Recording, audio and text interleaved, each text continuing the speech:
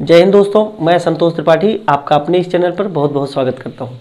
आइए, राष्ट्रपति जी के बारे में हम लोग अध्ययन कर रहे थे, कुछ सीख रहे थे और कुछ चीज़ें, कुछ टेक्निकल इशू होने के कारण पिछली कक्षा में कंप्लीट नहीं हो पाई थी। जो राष्ट्रपति महोदय की जो शक्तियां हैं वो कंप्लीट नहीं हो पाई थी।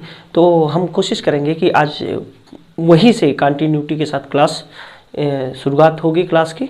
और आज उम्मीद है कि राष्ट्रपति महोदय की जितनी भी शक्तियां हैं वो हम लोग कंप्लीट करेंगे।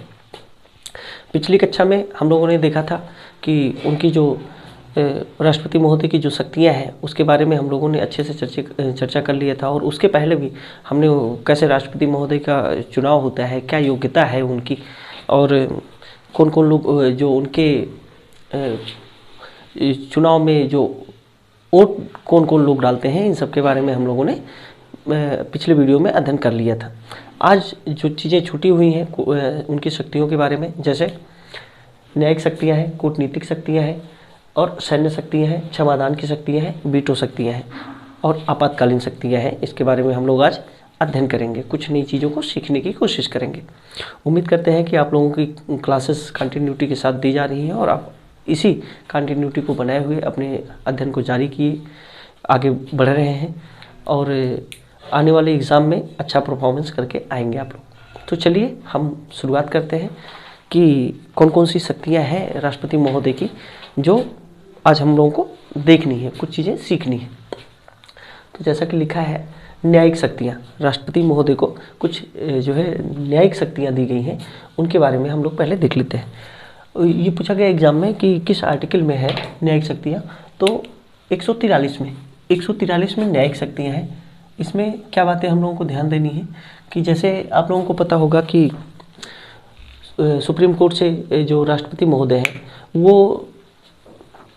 किसी भी चीज़ के बारे में जानकारी मांग सकते हैं अथवा तो विचार विमर्श करने के लिए सुप्रीम कोर्ट से वो कुछ चीज़ों को देख सकते हैं अथवा तो कह सकते हैं कि उनसे कुछ राय ले सकते हैं। उसी के बारे में कहा गया है कि वो उनकी शक्ति है, वो उनका पावर है कि न्यायपालिका से वो किसी भी विषय पे अगर वो चाहे तो राय ले सकते हैं। तो किस में है? न्यायिक शक्तियों में आता है, ये प्रावधान न्यायिक शक्तियों में किया गया है। हाँ, लेकिन ये बात यहाँ ध्यान देने वाली है कि राष्ट्रपति महोदय अगर न्यायपालिका से अथवा तो सुप्रीम कोर्ट से राय लेते हैं तो सुप्रीम कोर्ट बाध्यकारी है। जब वो किसी चीज़ के बारे में राय लेना चाहे तो बाध्यकारी है कि सुप्रीम कोर्ट उनको राय देगी। लेकिन राष्ट्रपति महोदय हैं वो बाध्यकारी नहीं है कि जो सुप्रीम कोर्ट ने अपने विचार रखे हैं उसको मानने के लिए राष्ट्रपति महोदय बाध्यकारी नहीं है। ये एग्जाम में क्वेश्चन पूछा गया है एक दो बार कि न्यायिक शक्तियों में सुप्रीम कोर्ट से सलाह मांग सकते हैं राष्ट्रपति महोदय, लेकिन राष्ट्रपति महोदय बाध्यकारी नहीं है उनकी सलाह को मानने के लिए। मानो या ना मानो वो उनके ऊपर डिपेंड होता है, लेकिन सुप्रीम कोर्ट बाध्यकारी होता है। इतनी बातें आपको ध्यान देनी है। न्यायिक शक्तियों में कूटनीतिक शक्तियों की बात अगर हम करें, कूटनीतिक शक्तियों की बात अगर हम करें तो आपने देखा होगा कि जो भारत सरकार है, भारत सरकार के जो अन्य देशों से जो रिलेशन है, जो उनके बीच संधियां होती हैं, जो समझौते होते हैं, वो किसके नाम पे होते हैं? राष्ट्रपति महोदय के नाम पे होते हैं। वो किस शक्तियों के अंदर आता है? तो कूटनीतिक शक्तियों के अंदर आता है। भारत सरकार की जो पॉलिसीज़ हैं या फिर कुछ शांति समझौते होते हैं अथवा तो किसी देश से व्यापार में जो समझौते होते हैं, उन सब के बारे में राष्ट्रपति महोदय अंतिम रूप से हस्ताक्षर करते हैं और उन्हीं के नाम पे वो जो समझौते होते हैं राष्ट्रपति महोदय के नाम पे होते हैं। वो किस में आता है? कूटनीतिक शक्तियों में आता है। और क्या है? सैन्य शक्तियाँ। सैन्य शक्तियों के मामले में अगर बात की जाए तो सैन्य शक्तियों में क्या होता है कि राष्ट्रपति महोदय किसी युद्ध की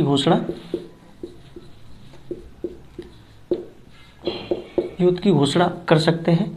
अगर किसी देश से युद्ध हो रहा है अथवा तो युद्ध की समाप्ति अगर करनी है तो वो किसके अधिकार क्षेत्र में है? तो राष्ट्रपति महोदय ये अधिकार है, उनको ये शक्ति प्रदान की गई है कि अगर किसी देश से युद्ध करना है तो सबसे पहले राष्ट्रपति महोदय के से परमिशन लेनी पड़ेगी। लेकिन उसमें भी देखिए कई बार ऐसा होता है ना कि आप लोगों को लगता है कि बहुत पावर दिया गया है राष्ट्रपति महोदय को, नहीं, वो मंत्रिमंडल की सलाह पे ही सारा काम करते हैं।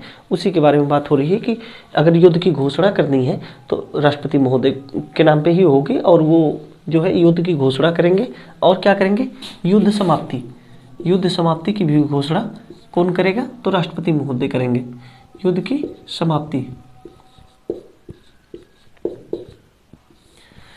समाप्ति कौन करेगा भैया, तो राष्ट्रपति महोदय करेंगे। ये दो बातें आपको ध्यान देनी है सैन्य शक्तियों के मामले में। और क्या ध्यान देना है इस मामले में कि जो तीनों सेनाओं के जो अध्यक्ष होते हैं, जैसे आप जानते ही होंगे कि 3 सेनाएं हैं, जल सेना, थल सेना और वायुसेना। जल सेना, थल सेना और वायुसेना, इन तीनों सेनाओं के जो प्रमुख होते हैं उसकी नियुक्ति कौन करते हैं, राष्ट्रपति महोदय। तीनों सेनाओं के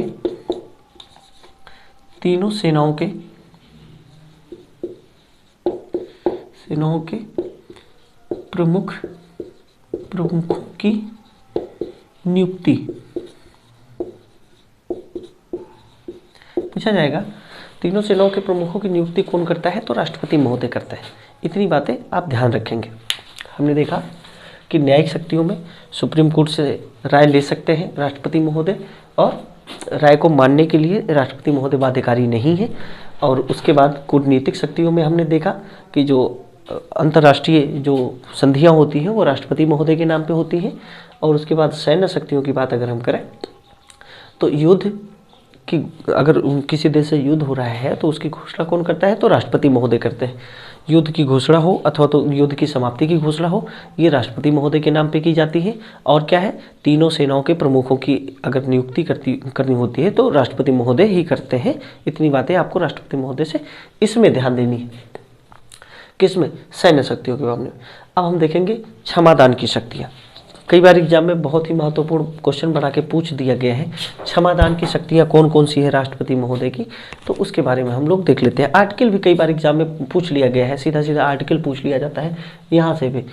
143 में जो है, 143 में क्या है, तो आप बताएंगे कि न्यायिक शक्तियाँ हैं राष्ट्रपति महोदय की, है ना। और अगर पूछा जाए कि क्षमादान की शक्तियाँ किस में है, तो 72 में है। किस में है भैया, 72 में है। और क्षमादान की शक्तियों के बारे में अगर हम बात करें तो राज्यपाल और राष्ट्रपति महोदय दोनों लोगों को क्षमादान की शक्तियाँ प्राप्त हैं। राष्ट्रपति और राज्यपाल की जो क्षमादान की शक्तियाँ हैं वो अलग अलग आर्टिकल्स में है। जब राज्यपाल को हम पढ़ेंगे तो वहाँ भी हम विस्तार से चर्चा करेंगे। लेकिन आप अभी आर्टिकल अगर याद करना चाहें तो आर्टिकल 72 जो है वो राष्ट्रपति महोदय से संबंधित है। राष्ट्रपति महोदय किस में, तो 72 में, और राज्यपाल महोदय 161 में। ये राज्यपाल के संबंध में है कि राज्यपाल की जो क्षमादान की शक्तियाँ हैं उसके बारे में चर्चा की गई। किस में, 161 में। और राष्ट्रपति महोदय की जो क्षमादान की शक्तियाँ हैं वो 72 में। इतनी बातें आपको ध्यान देनी है। अच्छा, क्षमादान की शक्तियों में क्या क्या चीज़ें हैं उसके बारे में हम लोग देख लेते हैं। क्षमादान की शक्तियों के बारे में अगर हम बात करें तो उसमें 5 प्रकार से क्षमा कर सकते हैं राष्ट्रपति महोदय। तो उसी के बारे में चर्चा की गई है ना। राष्ट्रपति महोदय और राज्यपाल महोदय की जो क्षमादान की शक्ति है उसमें थोड़ा सा अंतर है कि मृत्युदंड जो दिया जाता है उसमें भी क्षमा राष्ट्रपति कर सकते हैं, राज्यपाल नहीं कर सकते हैं। उसके बारे में दिया गया है। तो चलिए हम लोग देख लेते हैं कौन कौन सी क्षमादान की शक्तियाँ हैं। बारे में बात करें तो क्षमादान में क्या होता है कि पूर्ण रूप से क्षमा कर सकता है राष्ट्रपति महोदय। लघुकरण में क्या होता है कि जो उनकी प्रकृति है, प्रकृति में परिवर्तन कर सकता है राष्ट्रपति। और परिहार है, विराम है और प्राविलंबन है। विराम है और प्राविलंबन है। विराम वाले में यह है विराम। चलिए एक एक करके हम लोग देख लेते हैं। क्षमादान में पूर्ण रूप से क्षमा कर सकता है, पूर्ण रूप से क्षमा कर सकता है। जैसे कोई व्यक्ति है, अगर वो न्यायालय द्वारा दंडित किया गया है और उसे न्यायपालिका ने अपराधी घोषित कर दिया है तो उसकी सज़ा को जो है राष्ट्रपति महोदय क्षमा कर सकते हैं। अगर उनके पास जो अपराधी है वो अगर याचिका दायर करता है या फिर कह सकते हैं कि उनके पास रिक्वेस्ट भेजता है तो राष्ट्रपति महोदय उसे पूर्ण रूप से क्षमा कर सकते हैं। दूसरा क्या है, लघुकरण है। लघुकरण है, इसमें क्या होता है कि उसकी जो प्रकृति है, प्रकृति में परिवर्तन, लघुकरण।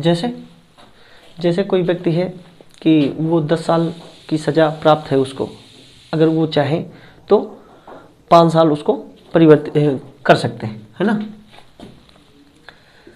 10 साल से घटा करके 5 साल कर सकते हैं। परिहार में क्या है और विलंबन में क्या है। परिहार में प्राविलंबन है, प्राविलंबन है। परिहार में क्या है, प्राविलंबन में क्या है, और विराम में क्या होता है भैया कि पूर्ण रूप से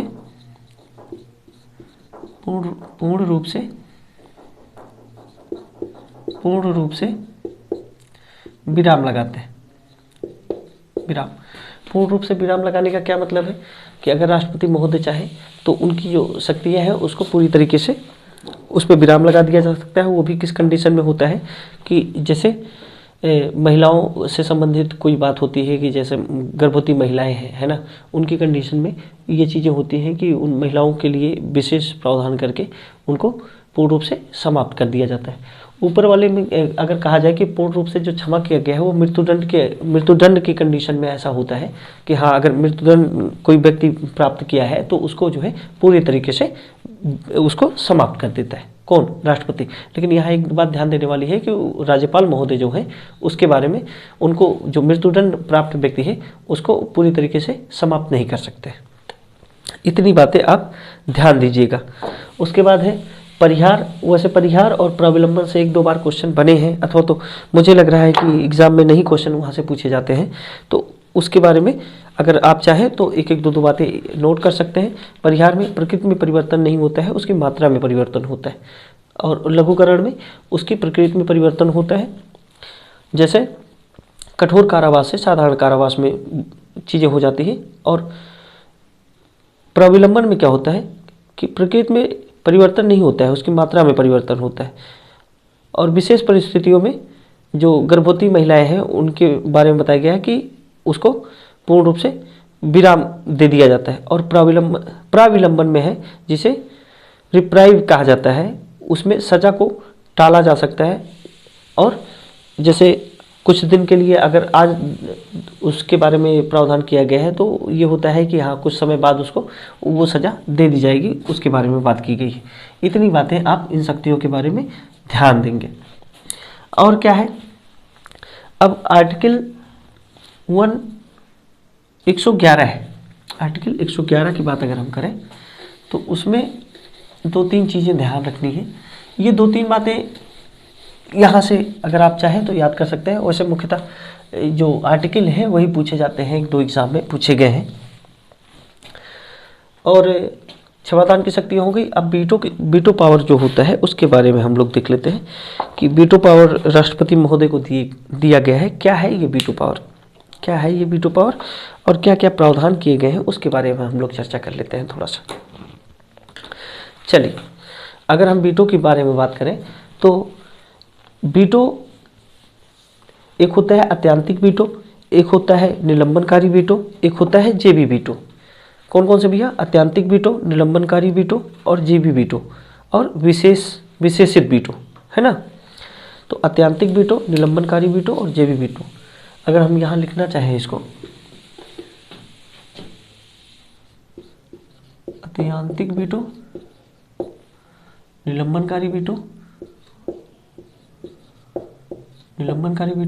और जेबी वीटो और विशेषित वीटो।